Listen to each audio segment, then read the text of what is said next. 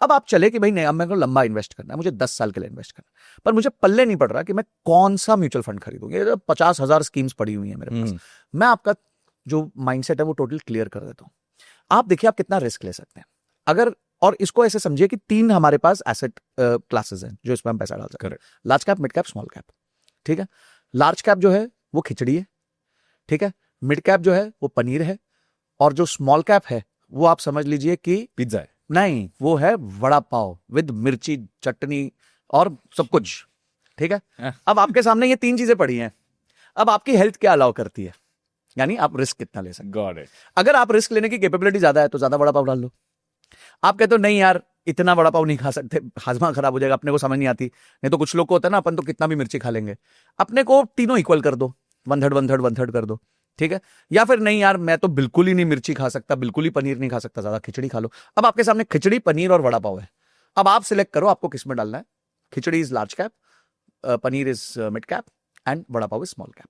इसके बीच में आप करो। अब आपको यह भी नहीं समझ आ रहा कि भैया ये भी नहीं पल्ले पड़ रहा कि मेरे को क्या सूट करता है, नहीं पल्ले पड़ रहा, शायद आपको नहीं नॉलेज है, नो वरीज। आप जो है कोई भी अच्छे फ्लेक्सी कैप या मल्टी कैप फंड में पैसा डाल दो। फॉर एग्जाम्पल आपके पास पराग पारेख, HDFC, क्वांट हो गया, मोतीलाल ओसवाल, ये सारे जो है फ्लेक्सी कैप और मल्टी कैप में, कोटक, इनमें आपको अच्छे मिल जाएंगे फंड्स। थोड़ा सा रिसर्च कर लो, इनमें से फ्लेक्सी और मल्टी में डाल दो, जो भी आपको अच्छा, जो भी आपको सही लगे। आप पूरा रिसर्च करें, कोई जीरो रिकमेंडेशन है, मैं तो कुछ नाम ले रहा हूं just which have been popular schemes. Flexi cap में क्या होता है, फंड मैनेजर के हाथ में होता है कितना लार्ज कैप में डालना है, कितना मिड कैप में डालना है, कितना स्मॉल कैप में डालना है, ये पूरा फंड मैनेजर के हाथ में होता है, मतलब उसका वचन ही शासन होता है। मल्टी कैप में क्या होता है, 100 रुपए में से 25 रुपए लार्ज कैप, 25 रुपए मिड कैप, 25 रुपए स्मॉल कैप, बचा हुआ 25 रुपए फंड मैनेजर के ऊपर है, उसको कहां डालना है। तो आप वो भी चेक कर लो कि आपको पूरा शासन उसको देना है या उसको डिसिप्लिन में रखना है। अगर डिसिप्लिन में रखना है तो मल्टी कैप ले लो, शासन देना है तो फिर आप फ्लेक्सी दे दो। अब आप बोलते नहीं सर ये भी नहीं समझ आ रहा, पल्ले ही नहीं बढ़ रहा, तो भाई कुछ भी मत करो, निफ्टी 500 के इंडेक्स फंड में पैसा डाल के छोड़ दो। निफ्टी 50 नहीं, निफ्टी 50 नहीं, निफ्टी 500। देखिए निफ्टी 50 सिर्फ देश की 50 बड़ी कंपनीज है, ठीक है, उसमें ग्रोथ स्लो होगी। पर अगर आप निफ्टी 500 पकड़ेंगे तो उसमें 100 लार्ज कैप है, 150 मिड कैप है, 250 स्मॉल कैप है। तो उसमें आपको खिचड़ी भी मिल जाएगी, आपको पनीर भी मिल जाएगा और वड़ा पाव भी मिल जाएगा। और वो निफ्टी 500 है, देश की सबसे बड़ी 500 कंपनीज हैं। ये आपको एक अच्छा return over 15 to 20 years they देंगे। और ये कितने फंड्स होने चाहिए इसके? किसके? जैसे अगर समझो निफ्टी 500 है, निफ्टी 500 इंडेक्स है, आप सिंगल भी खरीद के रख सकते हो। सिंगल भी खरीद, सिंगल ऐसा नहीं है कि एक इस ना, कंपनी वो का इंडेक्स फंड है। तो इंडेक्स फंड है जो सबसे कम जिसकी कॉस्ट हो। एक टर्म होता है टोटल एक्सपेंस रेशियो, TER, वो जिसका सबसे कम हो निफ्टी 500 का, वो उठा के खरीद लीजिए। बस इतना सिंपल रखिए। और देखिए मैं आपको बता रहा हूं कि पूरी मार्केट में आपको नंबर 1 होने के लिए इंटेलिजेंस की जरूरत ही नहीं है, सिर्फ पेशेंस की जरूरत है। इंटेलिजेंस वाला काम अपने आप मार्केट्स आपके लिए कर देगी। लॉन्ग टर्म में आप आराम से पैसा कमा लोगे, अच्छा कमा लोगे, बिना स्ट्रेस के कमा लोगे। और कितने फंड्स होने चाहिए आइडियली, जाके खिचड़ी ना बने? देखिए मुझे ऐसा लगता है कि अगर आप पिक कर सकते हैं फंड्स को, तो आपके पास एक गोल के लिए 3 से 4 से ज्यादा फंड्स नहीं होने चाहिए, एक गोल के लिए। My belief is like you should not have more than 5 funds overall. थोड़ा उसमें मैं डिसएग्री इसलिए करता हूं क्योंकि हर गोल का ना नेचर अलग होता है। अब अगर गोल 3 साल का है तो आप तो इक्विटी फंड एक भी नहीं ले सकते उसमें, करेक्ट, ठीक है। तो उसमें आपको डेट में खेलना पड़ेगा, थोड़ा लिक्विड भी रखना पड़ेगा, थोड़ा सा क्रेडिट रिस्क भी रखना पड़ेगा, तो वहां आपको 3-4 फंड लगेंगे। इसलिए मैं कहूं 4 से ऊपर नहीं, बट आइडियली 2-3 भी रखेंगे तो काफी है, मतलब उसमें इन ईच गोल। तो अगर आप उस तरीके से रखेंगे, और अगर आपको बिल्कुल समझ नहीं आ रहा, कोई गोल प्लानिंग नहीं है, आप अभी यंग हो, स्टार्ट कर रहे हो, पता नहीं अभी शादी कब करनी है, बच्चे कब होंगे, ब्ला ब्ला ब्ला, तो चुपचाप निफ्टी 500 में पटक दो पैसा और छोड़ दो। एक फंड खरीदो बस, और उसमें SIP करते रहो। You will be far better than many other. वो कंपनी जो गिर नहीं सकती, 500 कंपनियां देश की। नो इन द सेंस के समझो जिस कंपनी ने, फॉर एग्जांपल आपने HDFC बोला, मुथूट बोला, पराग पारेख, अभी वही डिसॉल्व हो गई तो नहीं। देखिए जो इंडेक्स फंड्स होते हैं वो पैसिव होते हैं, और ये सारे डिसॉल्व होंगे ना तो भी आपका जो AMC के यूनिट्स है ना, जो आपके म्यूचुअल फंड के यूनिट्स हैं, वो ट्रस्टीज के पास होते हैं, वो कहीं जा नहीं सकते। देखिए आप म्यूचुअल फंड कर क्या रहा है, आपसे पैसा ले रहा है, सबसे पैसा ले रहा है, हम सबसे, और वो कहीं तो डाल रहा है, वो उसको रिपोर्ट करना पड़ता है, उसका ऑडिट होता है, सेबी उसका ऑडिट करता है, उसको हर महीने फैक्ट शीट इशू करनी पड़ती है कि मैंने पैसा कहां डाला, क्या किया। बहुत एक्सट्रीम निगरानी है आज के दिन। हाँ ये जरूर हो सकता है कि 500 कंपनीज जो उन्होंने डाली थी उसमें से 2-3 कंपनी फट गई, वो उसकी मैं बात नहीं, वो नहीं फटेंगे। हाँ, नहीं, जैसे वो पहले होता था, US 64 में हुआ था, मतलब जो UTI का हुआ था। I am just asking the question, नहीं बिल्कुल सही है। अभी समझो संजय कतूरिया निफ्टी 500 फंड, हाँ अब संजय खतूरिया भी भाग गया यार लाइक व्हाटएवर, वही अगर डिसॉल्व हो गया, वही हो गया, तो then how does one protect? Because मैंने तो I put all my eggs in to one आपने आप इस पे अच्छा क्वेश्चन है आपका, तो इस पे आप एएमसी डाइवर्सिफिकेशन कर सकते हो। आप ये कर सकते हो कि आप instead of taking one Nifty 500 fund, you can pick up 2 Nifty 500 funds, कि भाई चलो मैंने एचडीएफसी भी ले लिया, एक्सेस भी ले लिया, अगेन नो रिकमेंडेशन, आप प्लीज चेक कर लीजिए, या मैंने मोतीलाल भी ले लिया, या मैंने अच्छे नाम लीजिए, आईसीआईसीआई प्रू है, मोतीलाल है, एचडीएफसी है, जिनकी हिस्ट्री रही है 10 15 20 साल के पीछे, तो वो आप ले सकते हैं। I think that is the best advice.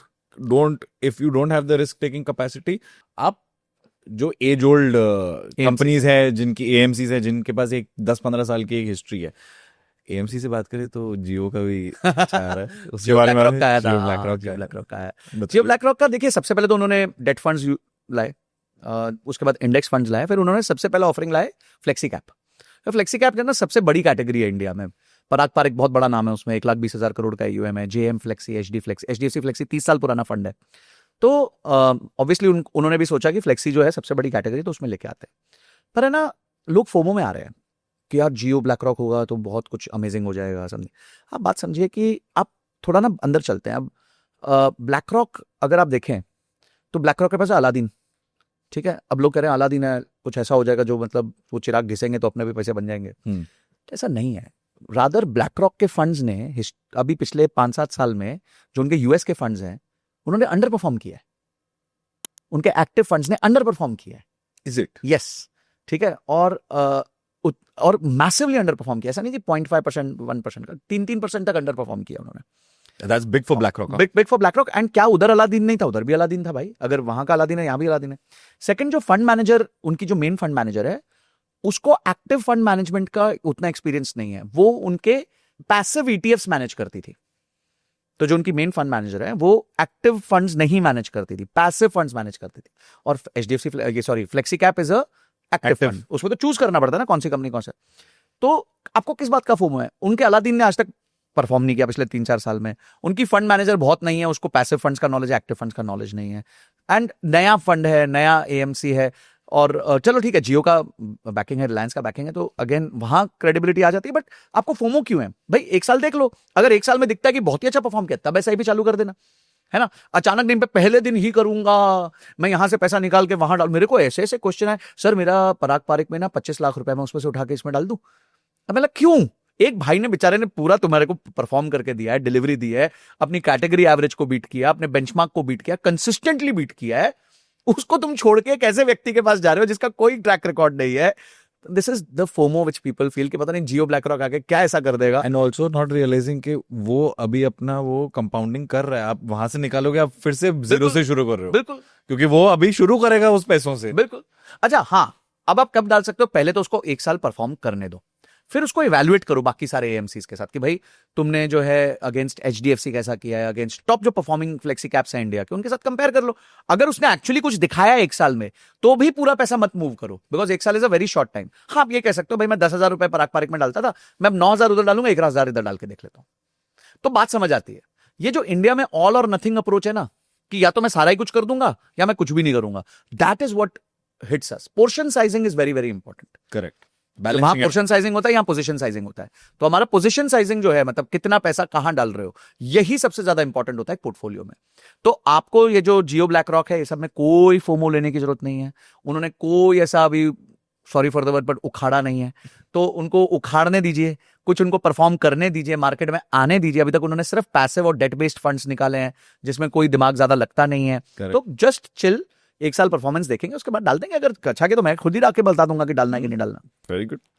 But even if you talk about mutual fund, जो ये है, अगर एक इंसान के, फॉर एग्जांपल नाउ, चलो just deep diving a little more into mutual fund, अगर एक इंसान के पास कोई ऐसा प्रेसिंग गोल नहीं है, and now I am moving away from somebody who's a salaried class, somebody who's thing, जिसके पास चलो अभी वेल्थ है, एक्सेस कैपिटल है, अभी है वेल्थ, अब समझो फैमिली दे गई, अभी एक इंसान के पास है, मतलब 5 करोड़ रुपए आ गए, फैमिली वेल्थ आ गई।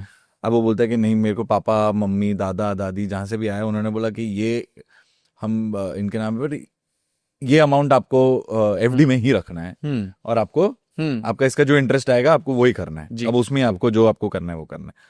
अब एक इंसान बोलते हैं मेरे पास तो कोई अभी गोल्स है ही नहीं कि मेरे को अभी 5 साल में ये चाहिएगा, 5 साल मेरे को बस इन्वेस्ट करना है ताकि ये बियॉन्ड अपना inflation and beyond our FD return दे.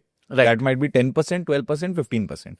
अब जिसके पास कोई अगर गोल नहीं है पर्टिकुलर, अब आप एक portfolio diversification in mutual funds या एसआईपी म्यूचुअल फंड्स, लमसम हो या जो भी हो, एसआईपी की बात करते हैं.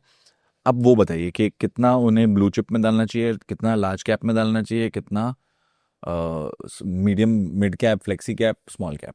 देखिए, बहुत अच्छा क्वेश्चन है. अब मेरे पास 5 करोड़ आ गए, मेरे पास गोल कोई नहीं है इस टाइम पे, ठीक है, और मुझे ये 5 करोड़ अब इन्वेस्ट करना है. 5 करोड़ नहीं इन्वेस्ट करना है. उसका एफडी का अमाउंट इन्वेस्ट, हाँ, समझो आपको 2 लाख रुपए महीना आ रहा 2 लाख महीना आ रहा है, ठीक है. अब आप समझिए, है और वो 2 लाख में मेरे को घर भी चलाना है, मुझे सब करना है, और मेरा समझो मेरे पास 50,000 रुपए हैं, ठीक, जो मैं डालना चाह रहा हूँ. ठीक. तो 2 लाख रुपए में से पहले आप अपना फर्स्ट ऑफ ऑल अपना इमरजेंसी फंड आपने बना लिया अलग से, चलो वो भी ठीक है. वो 5 करोड़ ऑलरेडी है आपके पास, आपने इंश्योरेंस ले ली, आपने सब कुछ कर लिया. अब आपका घर चल रहा है, आपने 1 लाख रुपए, आपका 2 लाख रुपए में से 1 लाख रुपए घर चलाने में जा रहा है, बचा हुआ 1 लाख आपका बच रहा है फॉर एग्जाम्पल. तो इस 1 लाख रुपए को, क्योंकि आपके पास कोई गोल नहीं है, आप लंबे समय के लिए निवेश कर सकते हो. तो बिल्कुल दिमाग मत लगाइए, फ्लेक्सी कैप फंड कोई भी अच्छा सा उठा लीजिए और उसमें डाल दीजिए. उसमें भी 2 फ्लेक्सी कैप उठा लीजिए या 2 मल्टी कैप उठा लीजिए.